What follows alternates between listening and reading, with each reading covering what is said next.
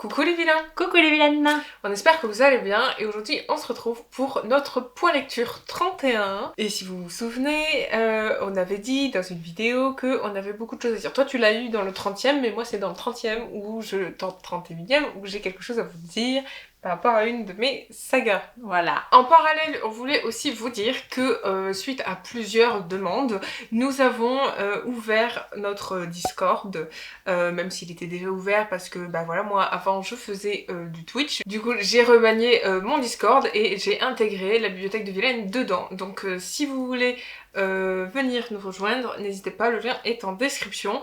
Et puis surtout faites attention quand vous rentrez dessus à bien rentrer le code de vérification. C'est un code qu'on vous demande, donc c'est une vérification de Red Protect, enfin voilà.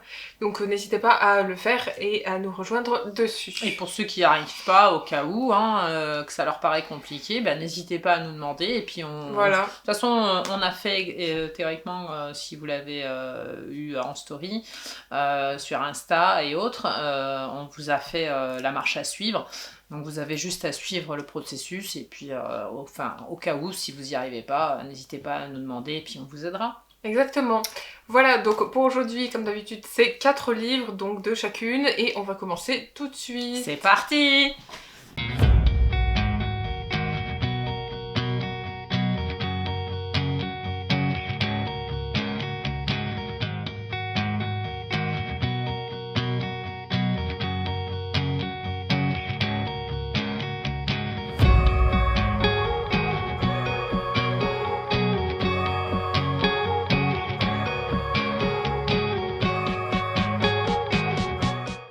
Donc moi pour le premier, je vais vous parler du 1.5 de Captive de Sarah Rivens aux éditions BMR, donc il s'appelle Perfectly Wrong.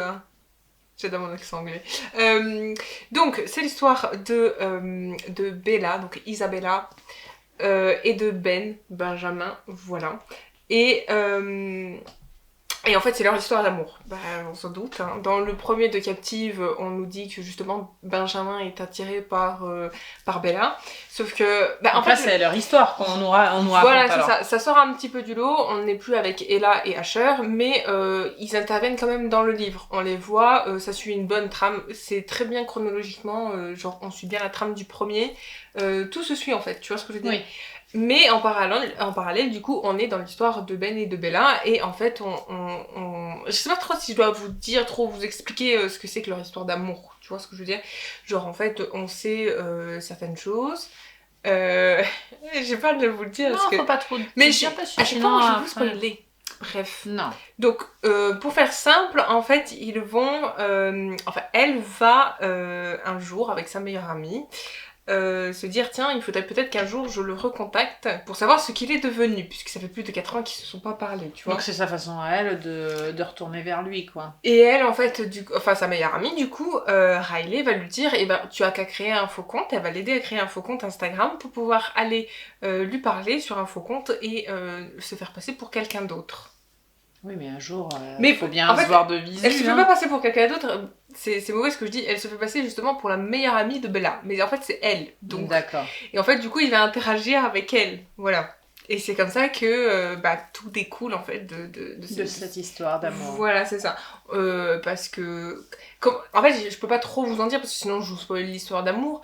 Je veux pas vous dire s'ils finissent ensemble ou quoi, parce que je pense que ça spoil aussi. Non. Oui, non, faut pas dire. Ouais, et du coup, en fait... faut laisser un peu de suspense. Donc on va suivre tous leur romance, est-ce qu'ils vont se revoir puisqu'ils habitent pas au même endroit, etc. Est-ce qu'ils vont finir ensemble? Est-ce qu'elle va réussir à s'intégrer dans le monde de Ben, puisque lui, on sait que, voilà, c'est un mafieux, tu vois ce que je veux dire? Ouais. Ils ont ce truc-là familial et tout, et est-ce qu'elle va accepter ça? Est-ce que lui, il va l'accepter? Oui, c'est dur d'intégrer ce genre de milieu. Hein. Et puis surtout, est-ce qu'elle va lui pardonner pour tout ce qu'il a fait tel qu'il a laissé en plan il y a 4 ans? Tu vois. D'accord. Parce que même si elle a envie de lui parler, elle a quand même cette rancune au fond d'elle et cette colère qui fait que... elle a cette colère, mais elle a quand même cette envie palpitante qui parce qu'elle l'aime taraude. encore, elle l'aime encore, et lui, il l'aime encore. Tu vois ce que je veux dire? Parce que lui, malgré tout, il l'a jamais oublié, il n'aime qu'elle. Tu vois ce que je veux dire? C'est la femme de sa vie, quoi. Ouais, un peu, ouais. On peut dire. Ouais. Bah oui, de toute façon, ils s'aiment tous les deux, donc... voilà, c'est... Elle n'a fait que raviver... Mais disons qu'en fait, lui, ça fait un moment qu'il y réfléchit aussi à lui envoyer ce message, etc. À savoir qu'est-ce Mais il qu'elle n'y en a devient. aucun qui franchit le pas. Mais en fait, Sauf elle. oui, lui, et puis lui, il a des choses à se reprocher, donc il veut pas forcément le faire, tu vois. Alors que elle, bah, c'est sa meilleure amie qui va l'aider, donc c'est pas pareil. Et Oui, puis, c'est moins culpabilisant vu que ça vient d'elle. c'est ça, et puis lui, il sait que si il la fait rentrer dans son monde, elle a un risque de mourir, etc. Mais malgré tout, il va prendre certains risques et tout, enfin... Ils vont se rendre compte de pas mal de choses. D'accord. Tu vois. Oui, ils ont des obstacles de toute façon, et puis ils ont des choses à régler. Exactement. Et à côté de ça, donc à côté de leur romance, donc il y a le travail de Ben avec Asher, puisqu'on sait qu'ils travaillent ensemble, c'est une entreprise familiale, etc. Sauf qu'il y a un problème qui se pose, qu'on nous pose déjà avec Asher et Ella dans le premier, et qui continue dans celui-là. On a même, on va dire, le fin fond mot de l'histoire, et on sait comment ça pseudo se termine. Et du coup, j'ai très envie de lire le deuxième, vous vous en doutez. Évidemment. Parce que du coup, voilà, dans le dernier, dans le premier en fait... Mais il est là, il est au chaud. Ella n'est plus là, elle n'est plus aux côtés de ben Asher. Ella, elle est plus là, oh là Oui, là. non, mais elle est plus aux côtés d'Asher, il l'a envoyée ailleurs en fait, et elle doit se reconstruire une nouvelle vie, mais sans lui. Sauf que eux, à un moment donné, je sais que dans l'histoire, ils vont là où elle est, et lui, Ben, revoit Ella, mais du coup, on sait pas si Asher a été la voir ou pas, tu vois. Donc on attend ces réponses-là dans le deuxième, ou est-ce que c'est beaucoup plus après, je ne sais pas. Tu vois ce que je veux dire? On sait pas si elle a fait en même temps que dans le 1.5 ou si elle a fait beaucoup plus tard dans le deuxième, tu vois. Donc théoriquement, dans le deuxième, t'as toutes les réponses à tout, au 1, au 1.5, et après c'est fini, il n'y a plus rien? Mais moi j'ai la réponse de s'il finit avec Bella ou pas, lui. Hein. D'accord, donc déjà... Donc déjà ça c'est résolu, mais c'est surtout par rapport après du côté de Asher et Ella. Donc oui, j'ai beaucoup aimé cette histoire. Évidemment, moi je lui mets 5. Je peux pas trop vous spoiler non plus leur histoire d'amour, sinon c'est pas vraiment... Disons que comment ça se compose au début, tu l'as dit. Voilà, après, si ça se passe bien, bah on vous le dit pas. Et puis si ça se passe mal non plus. C'est plein de péripéties. Vous avez un livre de 600 pages qui est complet. On se doute bien qu'il y a des embûches quelque part. Ça passe bien en vrai. Voilà. Ça passe bien, c'est bien. Moi j'ai beaucoup aimé. Pas d'histoire. Bah oui, c'est ça. C'est ça. Et puis voilà, c'est ce qu'on attend. On attend qu'il y ait quand même des péripéties et des rebondissements.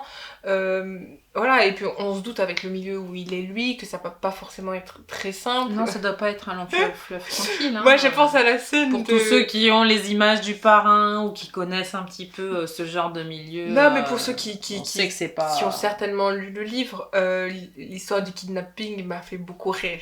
Non, mais déjà dans ce milieu-là, d'être ancré déjà dans ces familles-là, c'est quelque chose. Et en plus, vu leur façon de vivre... Et puis tu vois, en fait, là, justement, je rebondis sur ce que tu dis, c'est qu'on voit le côté de Ben. C'est-à-dire que Asher, en fait, c'est le patron, et lui, c'est un peu son bras droit. Et tu sens que quand même, des fois, il est là, mais qu'en fait, il peut rien faire, et des fois, il se sent pas inutile, mais c'est pas lui le patron. Ça gêne un peu. Oui, et puis voilà, lui, il subit un petit peu, en fait. Il est un peu pieds et poings liés, comme on dit. Hein. Il subit beaucoup les crises d'Asher, etc. Donc ça doit pas forcément être facile, tu vois, pour lui. Et c'est pas facile, on le voit, il a du mal à choisir entre elle, lui, enfin... Tu vois, il bascule beaucoup entre les deux. Il est obligé. Dans ce milieu-là, il est entre guillemets, moi je m'y connais pas, enfin je suis pas de ce milieu-là, mais on sait tous que quand t'as une famille, c'est plus compliqué que quand t'es tout seul. C'est ça. Mais justement, en fait, c'est tout aussi l'aspect du livre, parce que Asher va lui dire plusieurs fois, oui, mais si tu sais que tu te mets avec elle, tu vas la mettre en danger, ça risque de mourir. Alors qu'en étant tout seul, c'est ta vie qui est en danger, et c'est ce que lui veut pas faire avec Ella. Oui, tu t'engages que toi. Tu vois. C'est ce que lui, il veut pas faire avec Ella, puisque justement, en fait, il a éloigné Ella de lui, puisqu'il sait que lui, il est en danger. Oui. Donc pour la protéger, il l'a envoyé ailleurs. Des fois, c'est mieux. Malgré l'amour que tu portes à l'autre, c'est lui rendre service. Je trouve qu'il est super, celui-là aussi. J'aime beaucoup l'histoire. Oui, ça a l'air. Hein. J'aime beaucoup l'histoire. En tout cas, elle l'a dévoré. Hein. Je sais pas si vous connaissez, si vous en avez eu la curiosité d'aller voir le premier ou... Moi j'ai beaucoup aimé toute le premier, la saga même hein, parce que en fait justement tu vois c'est pareil pour eux, ils sont opposés et pourtant ils arrivent quand même à être ensemble, tu vois ce que je veux dire. Ils arrivent quand même à s'aimer malgré leur opposé. On dit bien que les opposés s'attirent. Hein. Voilà, et Asher et Ella c'est un peu la même chose, ils sont un peu opposés puisque lui il est violent, elle est très douce, enfin tu vois c'est vraiment tu vois c'est vraiment les extrêmes des fois même hein. Ah, mais c'est souvent Et comme pourtant, ça. ouais. Parce que quand on se ressemble trop, de toute façon, enfin je pense, hein, dites-nous en commentaire si j'ai raison ou pas, c'est que quand t'es pareil dans un couple, bah, y a des choses qui fonctionnent pas bien parce qu'il y a justement un rapport trop, trop similaire. Et ça marche pas aussi bien que quand on est un petit peu différent et ça permet de contrebalancer ce que l'un n'a pas et l'autre non plus, tu vois. C'est ça. C'est assez... C'est ça. Parfois ça match, parfois ça match pas. Voilà. Voilà, donc moi je le mets 5, je l'ai déjà dit mais je le répète, je vous le recommande et surtout lisez le 1. C'était un bon complément de l'histoire justement, c'est très intéressant et en tout cas j'ai beaucoup aimé. Voilà. Donc moi, ce sera La cuisinière de Castamar de Fernando J. Muñez, j'espère que je le prononce bien, aux éditions Charleston. Donc c'est un livre qui m'a beaucoup touchée. Bon, je dois avouer quand même que j'avais déjà vu la série sur Netflix. Donc moi j'ai fait le contraire de d'habitude de ce que je fais, c'est-à-dire que là j'ai lu le livre après la série. Mais bien longtemps, hein, parce que moi je l'ai vraiment regardé à sa sortie. Donc là, voilà, je viens de lire le livre, c'est tout neuf. Hein. Donc c'est vrai que ça m'a ravivé certains souvenirs. Bon, il y a des détails qu'on n'a pas forcément non plus dans la série, mais qui est très bien faite quand même. Hein. C'est vraiment le reflet des sentiments qui existent dans ce livre. Donc on va suivre Clara qui est une jeune fille qui se retrouve donc sans ses parents. Hein. Anciennement, son papa était médecin. Donc c'est une jeune fille qui vient quand même d'un milieu pseudo un peu bourgeois quand même, hein. On est en 1720, c'est pas rien d'être docteur. Ils sont pas non plus richissimes, mais voilà, elle a quand même un certain niveau d'éducation. Oui, normalement. Voilà, puis elle a un certain niveau d'éducation. C'est surtout ça qui est important parce qu'elle finit quand même là pour le coup à être comme une domestique. Là où elle arrive à Castalmar, au domaine, mais avec justement ses bagages, ce que certaines n'ont pas. C'est-à-dire qu'elle sait parler plusieurs langues, elle a un certain, comme je l'ai dit, niveau d'éducation, donc aussi bien intellectuellement, elle a appris les bonnes manières, donc elle sait bien se tenir. Mais moi j'ai juste une question, pourquoi elle va là-bas du coup? Alors elle va là-bas pour gagner déjà sa vie et parce que là où elle était avant, elle ne peut pas y rester et donc elle a trouvé donc cette place-là qui va l'accueillir en tant que domestique. Donc elle va travailler dans les cuisines. D'accord. Parce qu'en fait c'est sa passion. Elle a appris la cuisine avec sa maman. Sa maman qui était cuisinière à la cour d'Espagne, je crois, oui, c'est ça, de souvenir. Et donc elle a beaucoup appris avec sa maman et donc elle a une passion, c'est la cuisine. D'accord. Elle fait des recettes, elle cherche elle-même des recettes, elle est très avant-gardiste dans ses recettes. Je peux pas tout vous dévoiler par rapport aux recettes parce que ça a une importance dans le livre, donc je n'en dirai pas plus là-dessus. La seule chose c'est que voilà, elle arrive dans les cuisines, elle a un petit problème, c'est qu'elle n'aime pas être à l'extérieur. C'est-à-dire qu'elle a une phobie, dès qu'elle est à l'extérieur, elle a une anxieuse, comment on dit, elle est très anxieuse, ça lui provoque des crises. Et ça la perturbe énormément dans sa vie professionnelle et de tous les jours, puisque forcément il y a des choses qu'on va lui demander en cuisine de faire, par exemple, je sais pas moi, aller chercher de l'eau, aller jeter les seaux dans les latrines, etc. Et ça, c'est des choses qu'elle peut pas faire. Et elle a un petit allié, c'est le jardinier qui est tout gentil. C'est une personne un peu âgée qui est là depuis très longtemps au domaine et qui a vraiment compris tout de suite ce qui lui arrivait et il va beaucoup l'aider. Il va même parfois faire les choses à sa place. Donc voilà, j'en dirai pas plus non plus sur cette personne qui est formidable. Bref. Et donc elle arrive à ce domaine régi par Don Diego. Ah. Voilà, Don Diego, c'est pas celui de la Vega. Non. Donc c'est un veuf depuis 9 ans, un cœur à prendre. Je le dis parce que voilà, toutes les femmes en célibataires qui sont là à être mariées le convoitent. Lui, il n'en veut pas. Il veut personne, il était trop amoureux de sa femme, On nous le rabâche d'ailleurs dans le livre tout le temps, que voilà, l'amour qu'il avait pour Don Alba, comme elle s'appelait. Ça me rappelle les demoiselles de téléphone, Alba. J'adore ce prénom. Moi aussi. Et donc comme c'est un cœur à prendre, voilà, comme je le dis, il est très convoité par les femmes. Il en veut pas.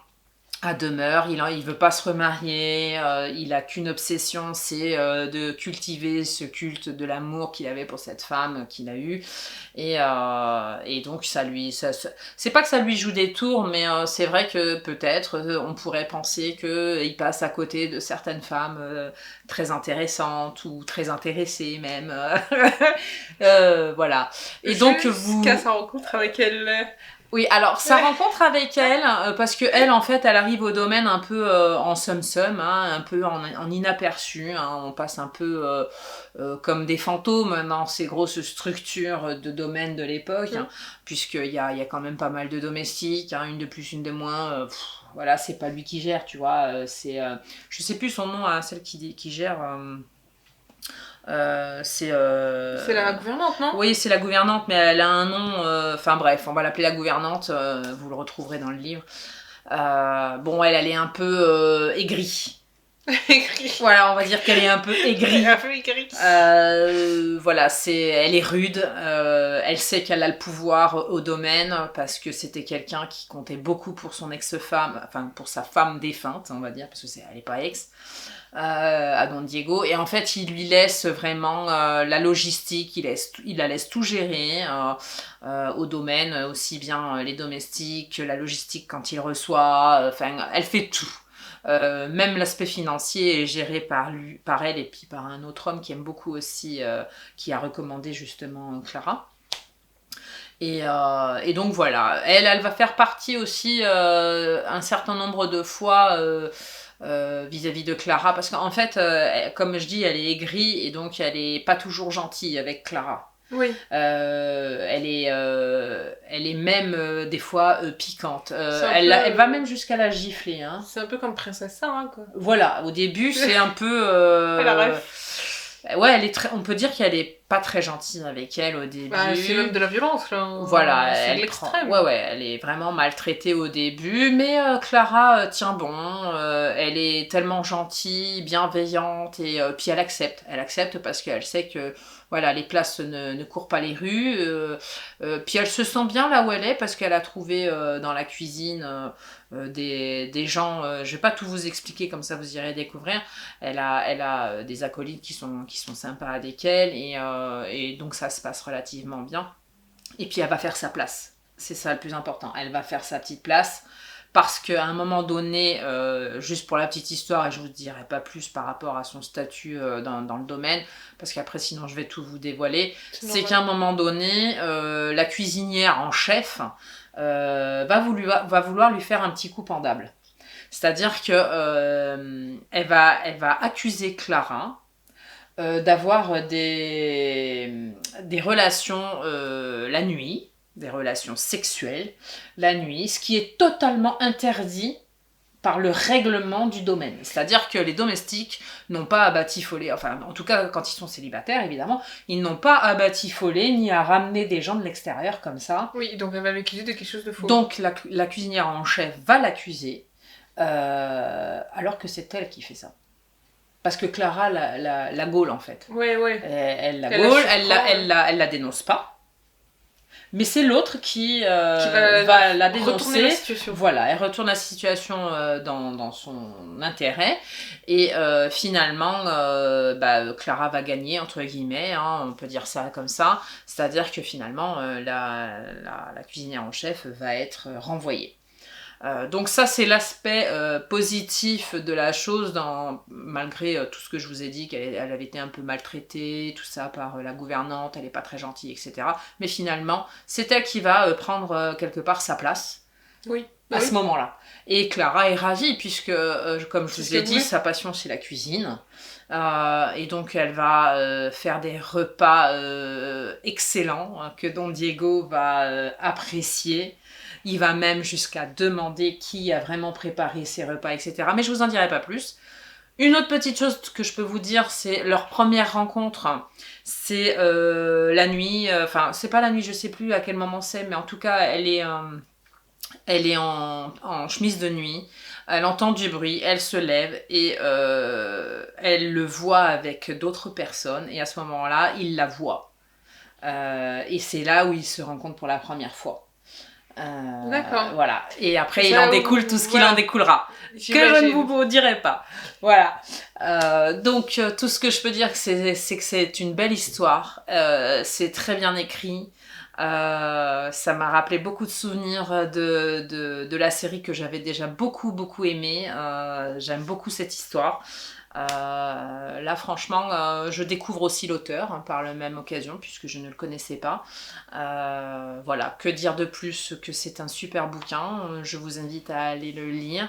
Moi, j'avoue que, je le répète, je l'avais vu sur Netflix et c'est ma copine Justine qui en avait parlé. Ça m'a inspirée, je me suis dit, oh, bah, j'ai vu la série, alors pourquoi pas aller lire l'auteur, puisque je ne connaissais pas.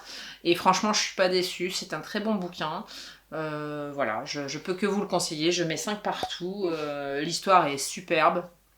Moi j'aime beaucoup, c'est très bien écrit, c'est très poétique, puis voilà, c'est une belle histoire de, de cette femme qui va gravir les échelons. Histoire d'amour. Oui. C'est bon, j'ai préchangé le truc. On sait pas comment. Tu sais, tu peux très bien aimer quelqu'un et puis que ce soit pas le cas en retour. Je t'ai dit qu'il était complètement obnubilé par sa femme qui est morte. Oui, mais c'est normal. Donc, avant de lui voler son cœur à celui-ci, on nous explique bien que il faut ramer là. Faut Donc, ramer. je vous en dis pas plus. Je vous laisse découvrir. Si vous le lisez, bah dites-le moi en commentaire, comme ça on pourra partager. Et puis. Et puis voilà, que dire de plus que c'est génial. Passons au prochain livre. Voilà. Il y en a qui voulaient des réponses sur le oulala, Oui, elle est pas belle. C'est ce que j'avais dit du fait que je me suis spoilée, mais vous allez comprendre parce que je vais vous expliquer en fait moi mon problème avec cette saga et ce livre. Même Rose, elle a rigolé dans les commentaires. Enfin, il y en a plein qui ont rigolé et qui ont dit ah là là, donc, attention. Sans surprise pour vous, je pense que pour certains vous avez peut-être deviné, mais voilà, c'est le tome 3, donc c'est Convoité de Tracy Wolff aux éditions Pocket Lunes, je vais y arriver. Donc je vais vous expliquer que je n'ai aucun problème avec l'aspect magique et fantastique de ce livre, puisque le côté surnaturel, etc., les vampires, les loups-garous, les dragons, les machins, les trucs, toute l'histoire se suit très bien, on a vraiment une continuité qui est intéressante par rapport à ça. Moi j'aime beaucoup, d'ailleurs je trouve que dans ce livre il y a plein de rebondissements justement par rapport à ça, mais moi ce qui me dérange le plus c'est l'histoire d'amour de Grace. Je sais pas comment vous le dire, en fait moi je me suis spoilée parce que je trouvais ça... Pas belle, hein. Pas belle, elle s'est spoilée. En fait j'ai lu les résumés des autres, donc des prochains, pour savoir si il y avait toujours la mention de Jackson. Et en fait, oui, évidemment, mais enfin bref, on s'en fout, je vois pas pourquoi je vous dis ça, mais je sais que je me suis spoilé les résumés des autres pour savoir. Mais... Si, elle s'est spoilée, il faut le dire quand même, parce que pour Vinciane, c'est pas comme tout le monde, et on va pas se faire que des amis, c'est que son préféré, c'est Jackson. Pour moi, c'est Jackson, et en fait, voilà. J'arrive pas avec Hudson, en fait. Voilà, c'est trop prévisible. Voilà, déjà c'est prévisible et genre pour moi il est trop parfait. Pour moi c'est genre le mec qui est super, qui a des super pouvoirs, genre il est super fort. Genre quand je vous dis super fort, c'est vraiment que voilà, c'est le plus genre c'est celui qui a le plus de pouvoir, c'est celui qui est le plus fort, le plus voilà, même si les autres ils ont des pouvoirs, même si Jackson a des pouvoirs, lui est encore plus fort. Et puis déjà d'être trop parfait, c'est un peu le monde. voilà, un peu utopique parce qu'on sait qu'on a tous des défauts. On nous le sort super fort, super méchant, super ci, super ça, et au final en fait il est tout le contraire. Donc oui, il a des pouvoirs pour terrasser tout le monde, mais il est super gentil. Et en fait, il est trop parfait. Enfin, il est trop tout ce que... Et too much. Moi, j'aime pas Hudson. Enfin, je trouve qu'elle va pas avec lui. Je trouve que... Moi, je trouve que ça matche pas. Je trouvais que... Je comprends.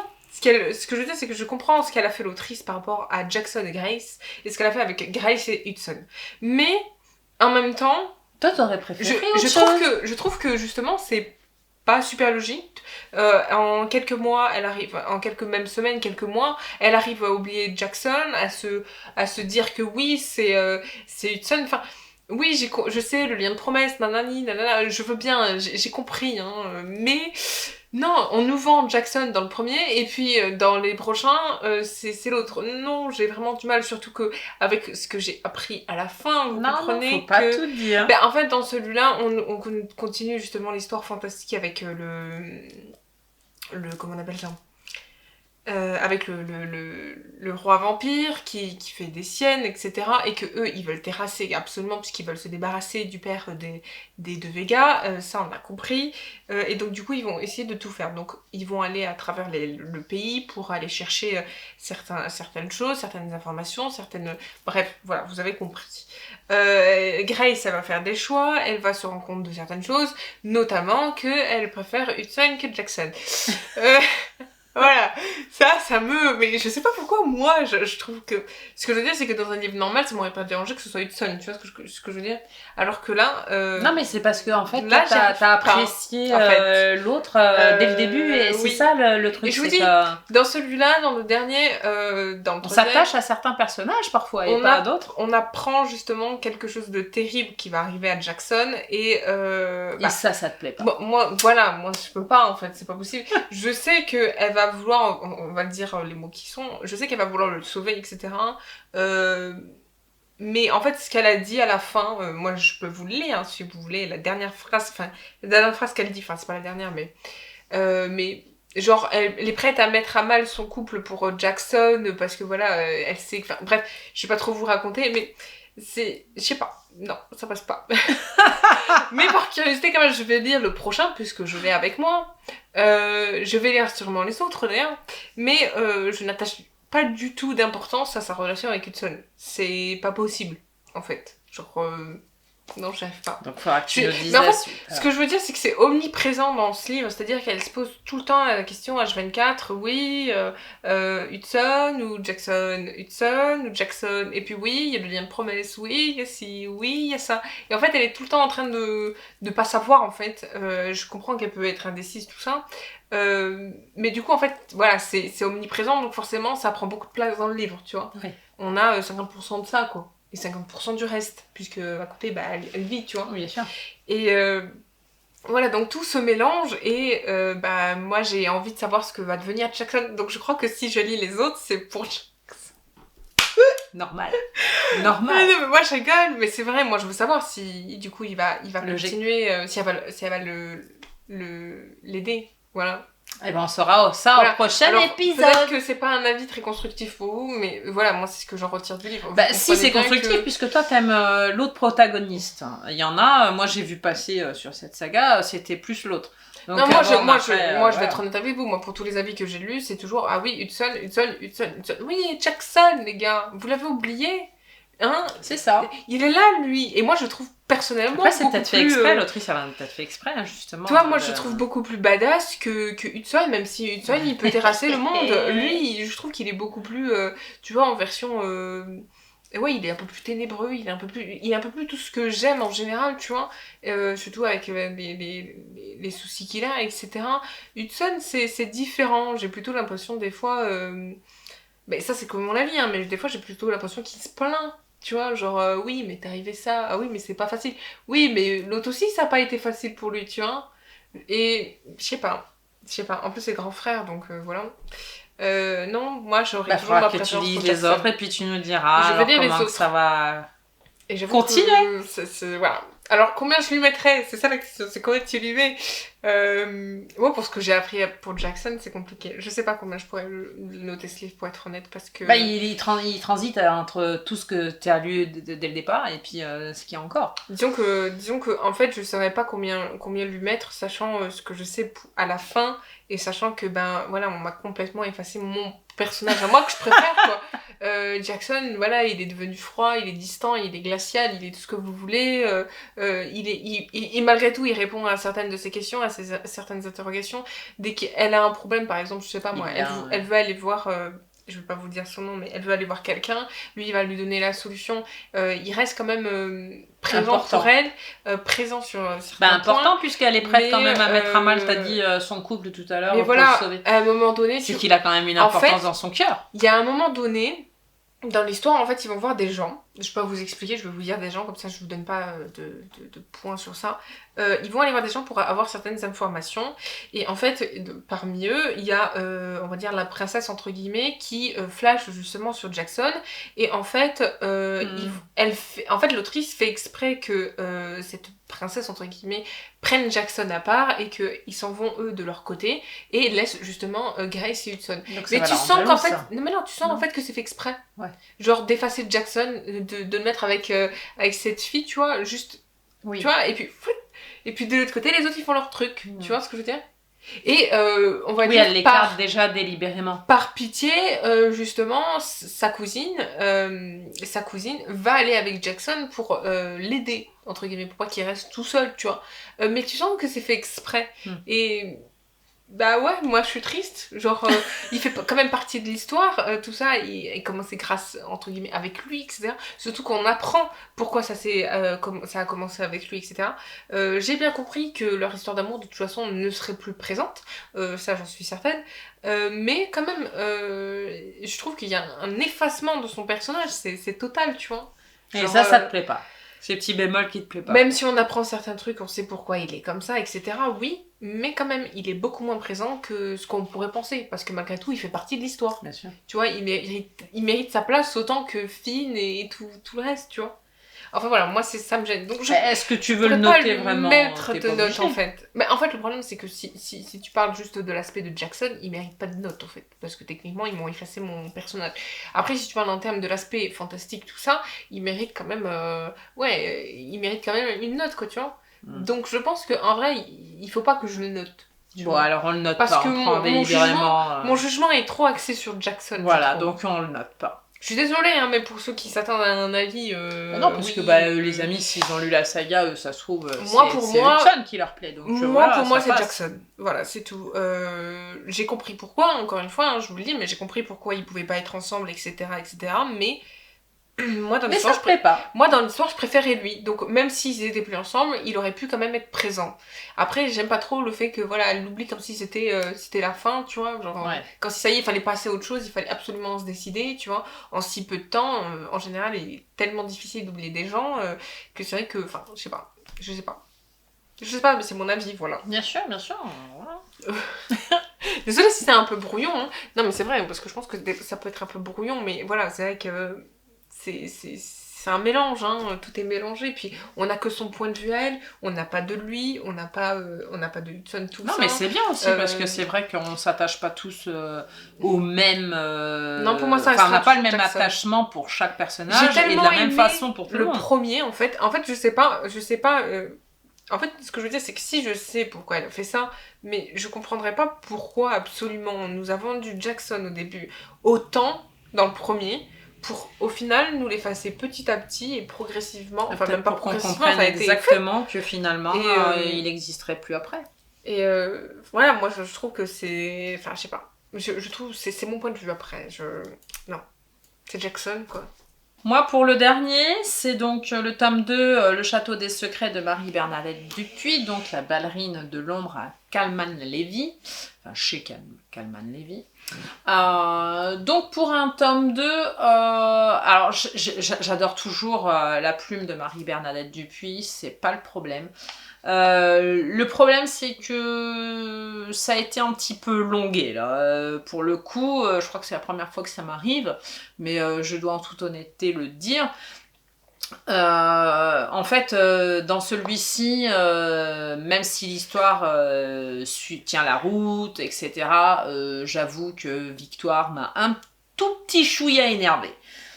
Voilà. Mais moi déjà dans le premier, mais soyons honnêtes, hein, moi j'adore la plume de Dupuis, tout ça, il n'y a pas de raison, moi j'adore toutes ces sagas, enfin j'en ai moi j'adore, voilà, je suis conquise à chaque fois, mais là c'est vrai que dans celui-ci... Non, mais dans le premier déjà, Victoire, elle est limite des fois. Hein. Je sais pas, là, parce qu'en fait,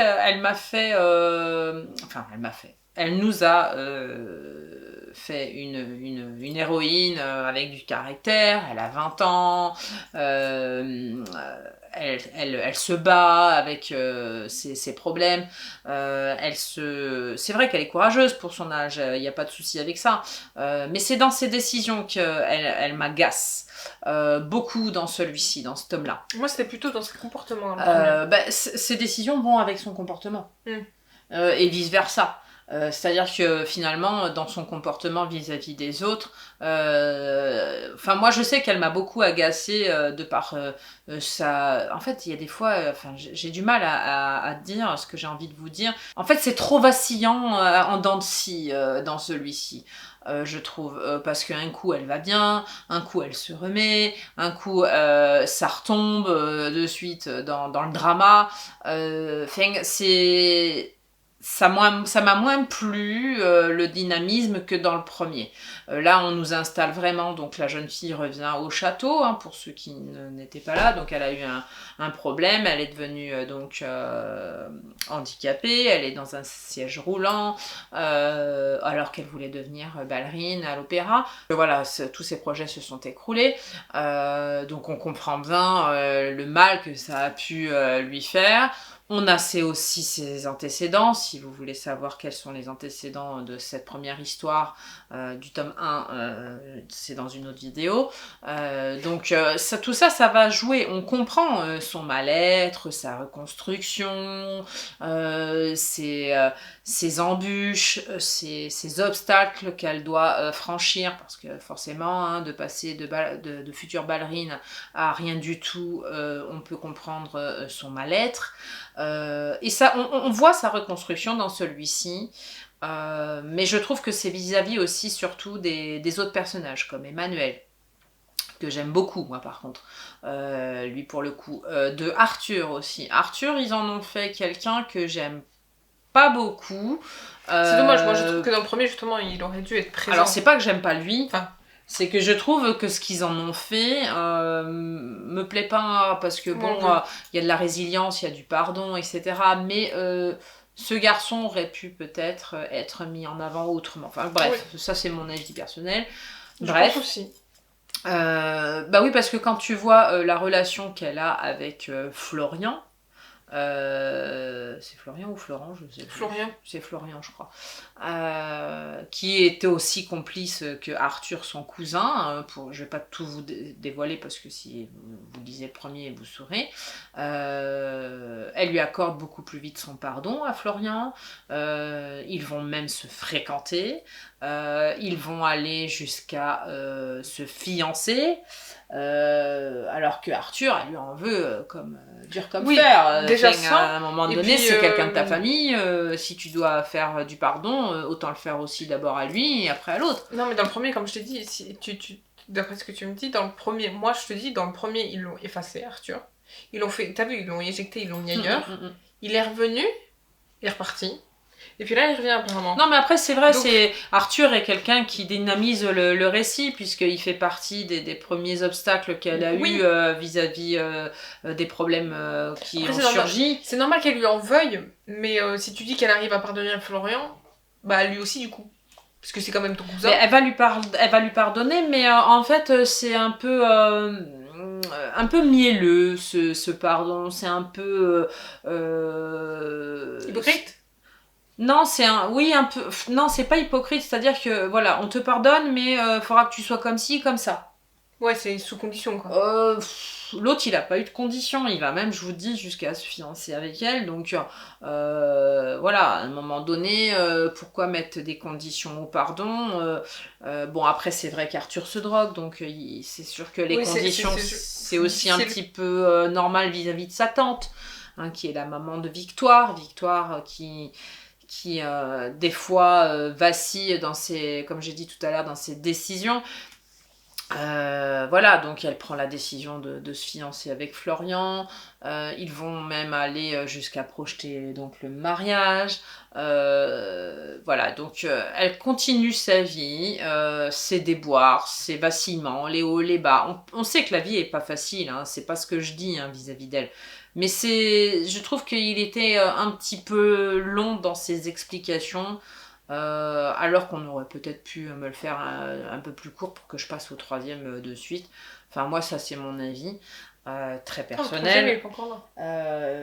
Et pourtant j'aime Dupuis, hein. J'aime comment elle écrit, vous le savez, c'est une autrice que j'aime beaucoup. Mais pour le coup, là, celui-ci, il m'a un peu agacée. Hein. Voilà, et je l'ai continué, je l'ai lu jusqu'au bout et tout. Parce que je voulais savoir. Moi, j'ai pas lu le deuxième, hein. Non, je sais pas dois encore le lire. C'est pour ça que j'essaye de pas trop en divulguer non plus, parce que elle a pas encore... Je sais pas trop si je le lirais pour être honnête avec vous. Elle l'a pas encore lu. Moi, déjà, dans le premier, moi, j'avais pas forcément super bien accroché non plus. On en a discuté, hein, de toute façon, ensemble, on se l'est dit. Hein. Moi, le premier, en fait, en fait, ce que je veux dire, c'est que moi, les Marie-Bernadette Dupuis, en général, quand je le lis, mais à une vitesse folle. En fait, quand j'aime, je le lis très vite. Bien sûr. Et genre là, en fait, ça m'a pas du tout fait pareil. Et j'ai pas forcément accroché à l'histoire de Victoire, moi, personnellement. Donc je sais pas si je lirais le deuxième. Non, mais après son histoire, elle est aussi, elle a deux controverses. C'est-à-dire qu'elle est aussi triste de par ce qui lui est arrivé et de par comment a commencé son histoire dans le tome 1. Et en même temps, elle est aussi gaie parce qu'il lui arrive à un moment donné pour justement contrebalancer ce qui est arrivé de pas bien dans le premier. Ouais. Donc c'est vrai que dans celui-ci, il y a des choses qui arrivent magnifiques. Mais bon, il y en a d'autres qui vont être beaucoup plus tristes, mais vraiment très tristes dans celui-ci par contre. Il y a vraiment des choses qui arrivent qui sont très tristes. Mais j'aurais aimé que ça arrive plus tôt parce que je l'ai trouvé plus long que d'habitude celui-ci. Mais ça, voilà, c'est ce que je vous disais tout à l'heure, c'est vraiment mon avis personnel.